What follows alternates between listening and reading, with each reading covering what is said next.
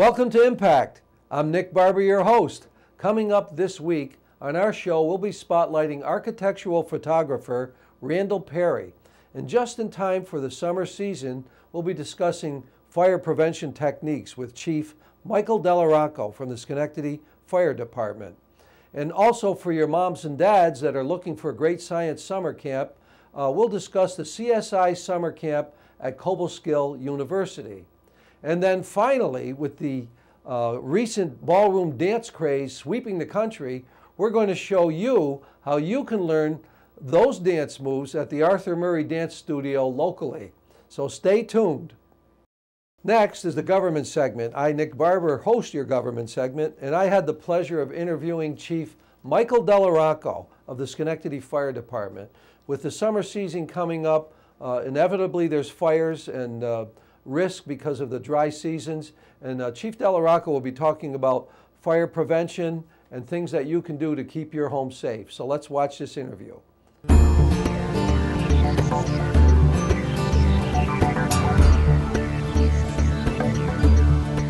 Welcome to Impact. I'm Nick Barber, your host for the government segment. My guest today is Michael Della, the Chief of the Schenectady Fire Department. Hi, Chief. Hi, Nick. Thanks for coming. Nice to be here. We're not strangers, are we? You know, I've known you and your dad for quite a while. Thanks so much for being here, taking time out of your busy schedule. We're going to talk about many things, but before we get into programs and issues and fire safety and so forth, let's talk about you. When did you join the Schenectady Fire Department? Well, I joined the Schenectady Fire Department in September of 1975, so I've been here for a little while. Great. And how did you progress up to chief? How, what was your, progression? Well, like many members of the department, I took promotional exams and was first promoted to lieutenant, and then a couple of years later to captain, and then to deputy chief. And as deputy chief, I was in charge of training and EMS. Yes. And then eventually went on platoon and was in charge of the fire scene as a platoon commander. And then in 2001, I was promoted to assistant chief, and I've been chief now for about a year. About a year, that's great. Would you do it over again? Do you absolutely, like it? Yes. Yeah. It's funny because I went to college to become an English teacher, and I took the fire exam years ago. And actually, I took it a couple of times because while I was in college, I actually turned down the fire department job. And when I decided to go on the fire department, I said, well, I'll try it for a year. But of course, that extended to about 36 years now. A long year, so, huh? Yeah. It's a great career. It's great to serve our community. Yes. I went to Mount Pleasant High School, and Yay, the Mount motto, Pleasant. and you'll remember this, is enter to learn, go forth to That's serve. Right. That's up in the auditorium on top of the stage. And That's it's right. still there. Great. And, good you remember that. Good words to live by. Yes, that's true. Well, we're so happy you're here. I know that fire service is a lot different today than it was in the 70s when you first started. I mean, number one, it's important. It's a public safety issue, and that's real public service. But budgets are tight. You have to be efficient, but you can't compromise safety, and that's probably the toughest thing in your job is the budget and the staffing and the service and the ability to respond to emergencies. So what kind of creative things have you had to do over the years to, to provide the service and not compromise safety? Well, one of the biggest changes, and we've been doing it since around 1980, is the fire department's role in emergency medical services. Everyone may not be familiar with the show that was on years ago called Emergency, but that show was about fire department paramedic response, and it was very common on the West Coast, but Schenectady was actually one of the leaders in EMS, and we started in 1980, and things have changed over the years. Our demographic here in Schenectady is older because of our citizens who worked for General Electric and Alco. Yeah. and many people today don't have a family physician as they used to in the old days. Yes. And in the old days that you and I remember, the physician doesn't always come to your home with a big case. I remember the doctor coming to our house. Calls. Yep, so I do. Our paramedics can bring a physician and emergency room medications to your home. To the home. And people call 911 for heart attack, Yes.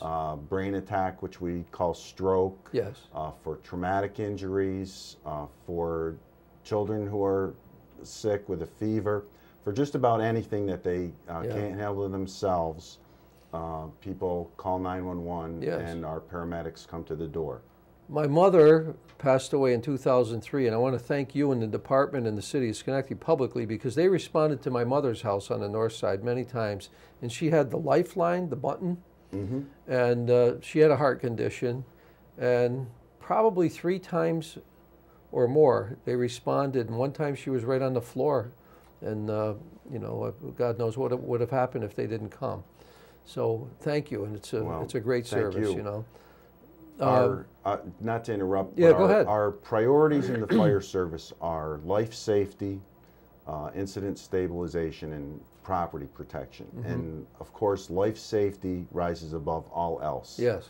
And that is true in fires, in automobile accidents, or in medical emergencies. Life safety is always number one. Yes. Well, thank you again. Now it's a short interview here. It's you know, it's a brief interview, but before we get to a couple of issues that you want to talk about quickly, you do a great presentation about the 911 disaster in New York City, at the Twin Towers, and you can't do it here. I've seen you do it at different clubs and organizations, but there were Schenectady representatives that went down on 9/11 to help out, and I assume there were some from your own fire department. Yeah. There were 8 members of our department who responded to the World Trade Center incident as part of the New York State Urban Search and Rescue Team. And some of them are retired now, but we do have some new members that are still actively involved with the Urban Search and Rescue Team. And it's a very good resource for us because we have had to call the USAR team to Schenectady for assistance on a number of occasions. You'll remember a few years ago when a house exploded on Strong Street. Yes. We called for the Urban Search and Rescue team not only to help search, but to stabilize the structures on either side of the building which blew up. We've called them on a couple of other occasions, including one house where some renovations had taken place in the attic and the roof was actually starting to slide off the house. Wow. USAR came and set up transits and monitored the situation while we were able to make some emergency modifications to prevent the roof from actually sliding off the house. It sounds funny, but it was a very Never very heard of a situation like that. Sure, I'll bet. Well, I'm sure that we have a state-of-the-art fire department, good training. We're proud of you. I know we only have a couple of minutes, but let's talk about some of those issues that we discussed earlier, some new legislation regarding open burning and some other things that you wanted to discuss. The open burning legislation was recently updated only a couple of weeks ago on April 23rd. And some of the language basically was just cleaned up. It was so restrictive that it didn't even allow a person to have a candle burning in the house, for example. Wow. Probably not a bad idea. Under very strict interpretation of the law. Yeah, of course. But it's substantially the same. The main concerns are outdoor fires, which produce noxious odors, smoke, which is hazardous or irritating to neighbors, and the fine schedule for open burning was increased so that the basic fine is the same, but subsequent penalties have been increased. I remember when I was a kid, my father raking the leaves and burning the leaves in the backyard. Can't do that anymore. What are other examples of open burning? They have these chimnerías, or these things they sell at the major home improvement stores. Are those legal? They're not legal in the city of Schenectady, and at this time they're really not legal in the entire state of New York because there's an outdoor burning ban. Now, last night we had a great deal of rain, and we had some rain earlier in the week, but that was followed by wind, and we actually had quite a substantial outdoor fire which got out of control just after that rain earlier in the week. Outdoor burning is dangerous, as I said, but we have many more people today who have respiratory problems. And as I mentioned earlier, people who have a history of working in General Electric, Alco, Schenectady Chemicals, it's known as the SI Group now, had an operation here in Schenectady. And many of our older residents have respiratory problems, which are aggravated by people burning not just wood, but other substances outside. Today, there's also a very large number of young people that have asthma. And there are all kinds of theories of why so many young people have asthma, whether it's additives in our food or whether it's exposure to environmental things that we don't really understand. The fact remains that many of our young people have respiratory issues as well. So the idea of just having a campfire or burning the grass clippings in the backyard, we just can't do that in these days. So it's a public health issue also. Public health issue. It's really irritating to those people that have these types of conditions. And as I said, it's illegal right now, at least until May 15th throughout the whole state of New York. Maybe you could talk, Chief, about the smoke alarms that we discussed earlier and tenants' responsibilities. We know that landlords and homeowners should, or maybe are even legally required to have smoke detectors, but the tenants have to buy into this too, don't they? Yes. And how is that? Well, the New York state law requires not just smoke detectors, but also carbon monoxide detectors in all rental property. In the city of Schenectady, our code provides for the tenants and the landlords to have a mutual responsibility for maintaining a smoke detector. In other words, the landlord has to provide an operating smoke detector, but it is a joint responsibility, both the tenant and the landlord, to maintain it. And there are penalties involved in that as well. And the penalties increase for every day that the situation is not fixed. You know, Chief, speaking of smoke detectors, you have a shot here, a visual of a smoke detector that did not have a battery, that was subject to an event. Could you explain to us what this photo means? Well, unfortunately, this is sometimes typical of what we find in an apartment or in a home after a fire. It's a smoke detector, and until it's open, it looks like any smoke detector that you see in anybody's house. But once we open it up, it's very clear there's no battery here. The smoke detector has been disabled. Maybe it went off during normal cooking, but that is an inconvenience. But the idea that the smoke detector works is also a good thing, because it indicates that the smoke detector works and will alert us if there is a fire. We had a fire just last week. 2 alert police officers noticed smoke coming from the second floor of a structure.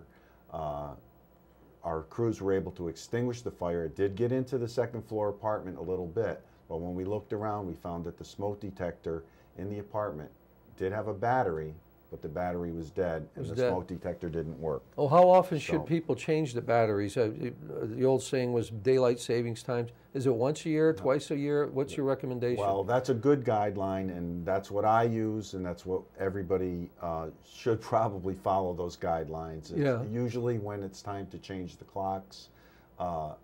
there will be public service announcements on TV about changing your smoke detector batteries, and it's, as I said, it's inexpensive, but it's very good insurance. Early detection is the most important thing we have when it comes to extinguishing a fire in a timely manner. So smoke detectors do save lives, they're very important, and they're very inexpensive today. Yes. Well, thank you, Chief. It's easy and inexpensive insurance. Okay.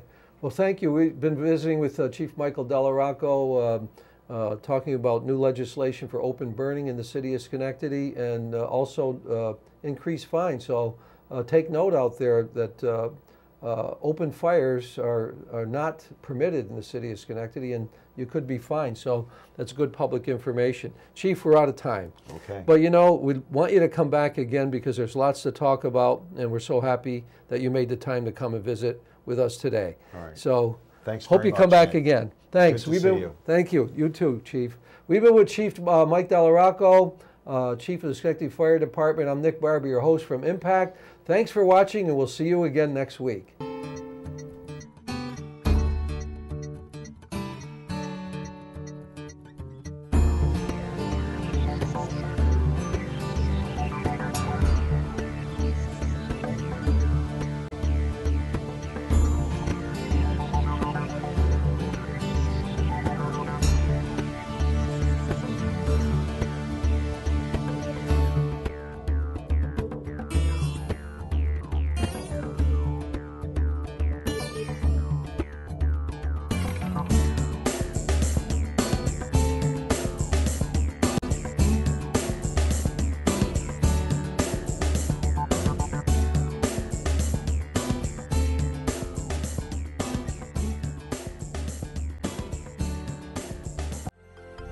Proctors, bringing the best in arts, education, and entertainment.